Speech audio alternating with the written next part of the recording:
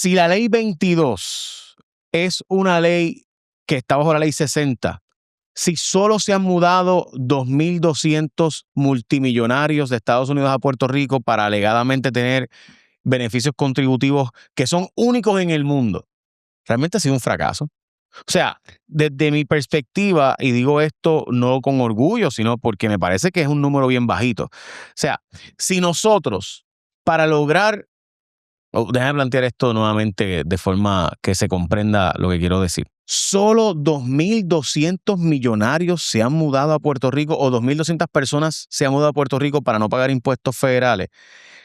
Es bien poquita gente. O sea, es un número extremadamente bajo en comparación con que es un beneficio único en el mundo. O sea, si yo me mudo a cualquier otro lugar del mundo, tengo que pagar impuestos federales a Estados Unidos.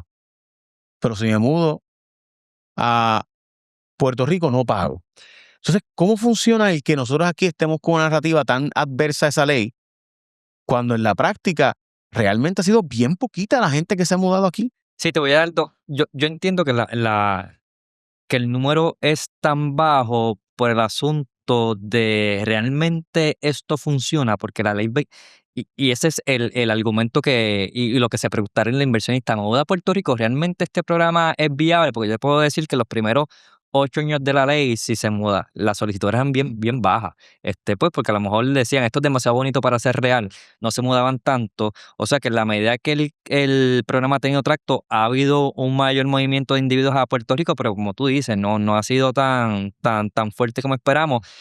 Bueno, lo que pasa es que hay unos grupos pues que les gusta jugar esto de yo no me imagino, voy a sinceridad, esto es lo que yo pienso. Hay unos grupos que le encanta la guerra entre las clases sociales y la guerra entre los locales y extranjeros, y han visto lo que es la ley 22, lo que es la ley 60, los dos fundamentos. Viene un extranjero a Puerto Rico con capital que me está presuntamente desplazando, pues eso es lo que yo voy a coger como mi misión, como mi mensaje, y por eso es que estos grupos le han dado tan duro a lo que es la ley 22 y individuo residente inversionista, pero como yo decía, le van a dar duro, pero le van a dar duro solamente con opiniones. Nunca te van a hablar de los datos, nunca te van a hablar de los números, porque los números jamás y nunca sustentan las narrativas que están llevando.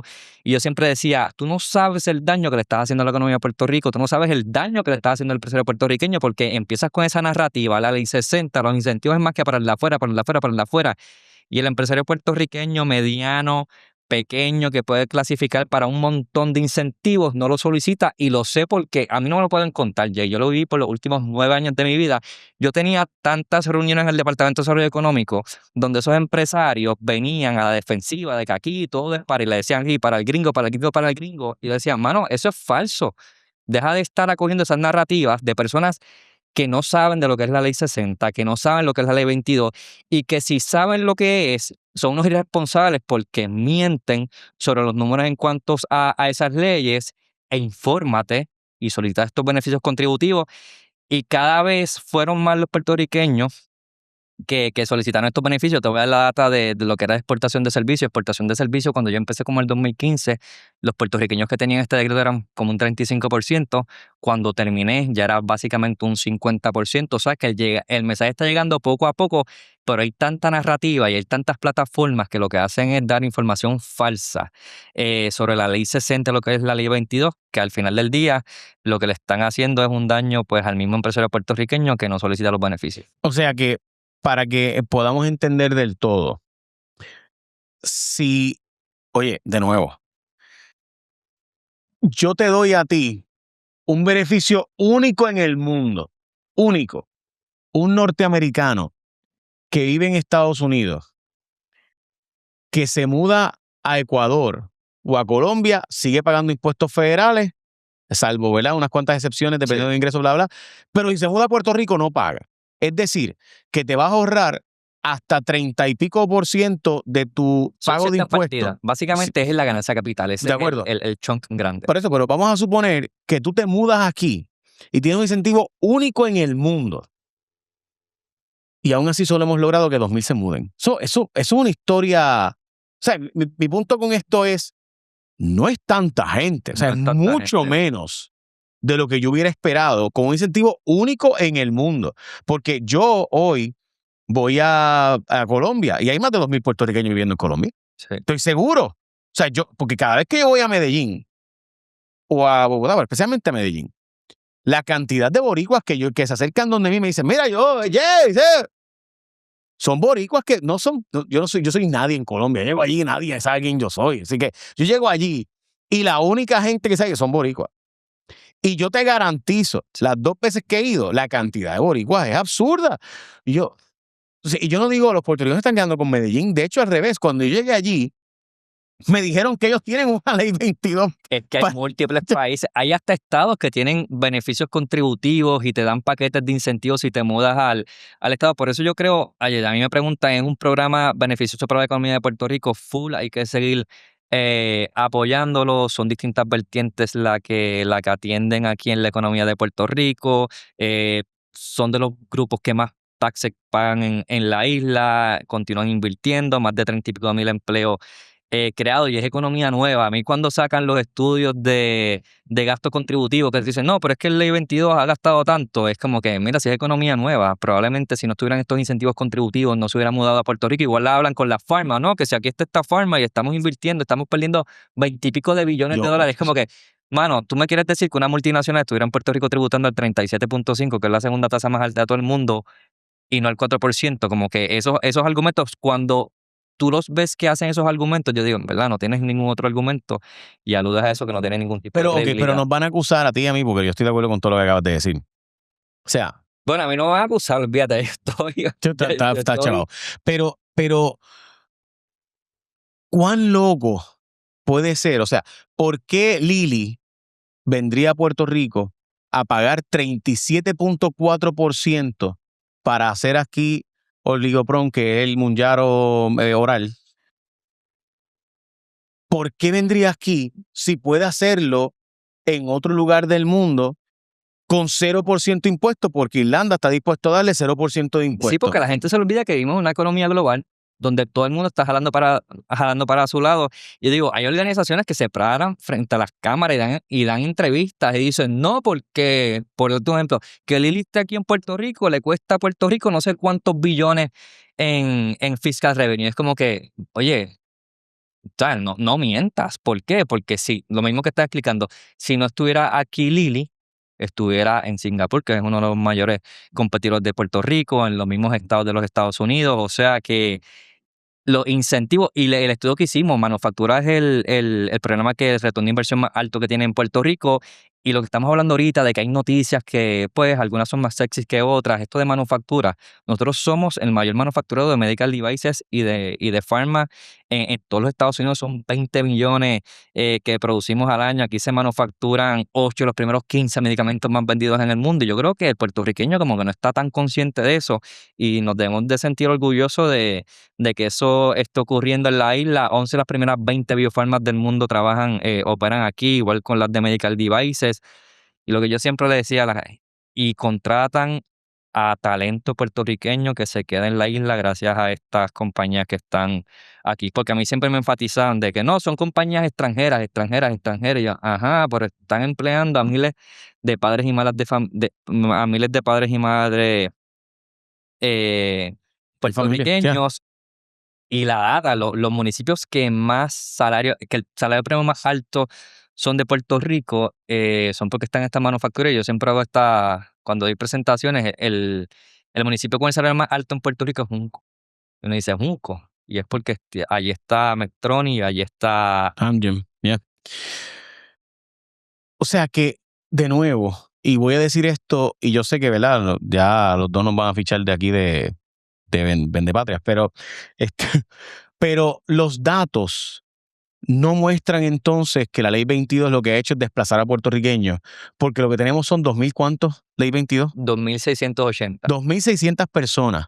El otro argumento, pero ¿cuántas propiedades han adquirido? Son 4,500, ¿no? 4,800. 4,800 propiedades. De las 1.6 millones de propiedades que hay en Puerto Rico hay 4,800. Exactamente. O sea, básicamente es nada. O sea, de nuevo, para mí la noticia es que no ha funcionado la Ley 22 a traer gente. O sea, mira las necesidades que tenemos de población adicional en Puerto Rico que a pesar de los incentivos que damos, no hemos logrado que se muden a Puerto Rico personas bajo este decreto en un número sustancial. O sea, a mí me parece chocante ese punto. O sea, Sí, hay que seguir promocionando y dar estos testimonios, estos casos de éxito de individuos pues, que se establecen en la isla, pues que tienen esa eficiencia contributiva, que se insertan en la economía puertorriqueña, que contribuyen a la economía local para seguir proyectándolos y que sean más los que se puedan ir mudando. ¿Cuánto es el impacto económico que ellos traen a Puerto Rico? Eh, Anualmente en contribuciones sobre ingreso pagan 144 millones de dólares, que en promedio son como 50 y pico de mil dólares en promedio. Esto en contribución sobre ingreso, que dicen que no pagan taxes y son de los grupos de individuos que más taxes en promedio pagan porque solamente está cubierto ciertas partidas de ingreso y otras partidas que no están cubiertas. Por eso es que pagan tanto en taxes, hacen donaciones de 14 mil dólares en promedio al año. Creaban como 30.000 empleos. Empleos que nosotros pudimos identificar estaban subestimados porque solamente estaban asociados a indios recientes inversionistas que tenían un negocio exento y ahí atamos los empleos. O sea que el negocio no exento no lo podíamos atar a esos empleos. Oye, yo soy un freak del BCN y aquí hablan del resurgir del BCN, pues hay un resurgir del BCN que ha tenido ese empuje porque múltiples de los dueños del BCN de estos equipos son Ley 22, o sea que sí, que yo sé que se le ha dado esa narrativa bien, bien, bien negativa, pero la realidad del caso, lo viví, puedo dar fe de ello, es que hace un programa positivo para Puerto Rico y que tiene mucho, mucho potencial. Mira, tengo aquí el número de norteamericanos que se muda a países latinoamericanos. Costa Rica, 120,000. Wow. Panamá, 40,000. Estos son números reportados. No sabemos el número exacto porque no hay un número específico. Se estima que en México hay cerca de 1.6 millones de norteamericanos, personas de Estados Unidos, según el Departamento de Estado de Estados Unidos, publicado. Si Argentina tiene un número de decenas de miles, pero no tiene un número publicado. Brasil también tiene decenas de miles, particularmente en Sao Paulo y en Brasilia, pero no tiene un número específico. Cuando tú miras los números, quiere decir que aquí realmente hay bien poquito. En comparación, se dice que en Ecuador hay cerca de 80,000. O sea, son un número sustancial de personas versus lo que está mudándose aquí. Y nosotros le damos un incentivo único en el mundo. Y de nuevo, o sea, yo me consta de sujetos, no sé si él tiene una ley 22, pero Bravo, te decía ahorita, tiene una fundación que da premios a, ¿verdad?, empresarios puertorriqueños interesados y demás. Rique Elías tiene otro. Sé que José Feliciano ahora es el billonario más grande de Puerto Rico, ¿verdad? Más billonario de Puerto Rico. Y sé que, o sea, y te digo un ejemplo, yo voy allí, o sea, soy cliente de Welly, y digo esto por un wellness center. Ellos se ganaron un premio de una de estas entidades que creó en Puerto Rico ¿verdad?, unos ecosistemas, unos clusters de negocios, y dicen, ok, yo aquí voy a empezar a crear una infraestructura para premiar a pequeños empresarios puertorriqueños. Y aquí Exacto. están estos premios, aquí están estos incentivos, lo cual honestamente la banca puertorriqueña no hace. O sea, yo tengo que decirte que, y lo digo con tristeza, no se hace porque la banca de Puerto Rico no está dispuesta a arriesgar capital aquí porque es que el país está complicado. O sea, el país, es la verdad, o sea, mira los números, cuando tú ves los números más recientes, la banca local no está arriesgando capital localmente. Y eso de que estamos hablando de los 2.600 y del impacto, como te dije, si tú te vas al tracto y buscas cuál ha sido los individuos residentes inversionistas problemáticos en los últimos 12 años, no llegan a 10. De esos 2.660, entonces hacían tanto ruido con esos 10 inversionistas, pero sí, es cuestión de seguir promocionando el programa para que sigan llegando el perfil de individuos que sí realmente son los que queremos. Oye, porque no todo es perfecto. Nosotros revocamos como 300 y pico de decretos, pero obviamente se aprobaron 6. Se aprobaron 6.000. Esa es otra pregunta que nos hacían siempre. Pero es que tú has aprobado 6.000 porque solamente son 2.660 activos, pues porque hay gente que solicita y no se muda a Puerto Rico, pues por tanto el decreto no se activa. Pero ahora con la extensión, que ahora extendieron la ley hasta el 2055, con una tasa contributiva de 4%, y esa extensión va a dar lugar a que más puertorriqueños se muden a la isla porque el periodo en que no pudiste haber sido residente cambia. ahora son 6 años previos al año en que te mudaste a la isla, pues eso va a atraer hopefully a la diáspora.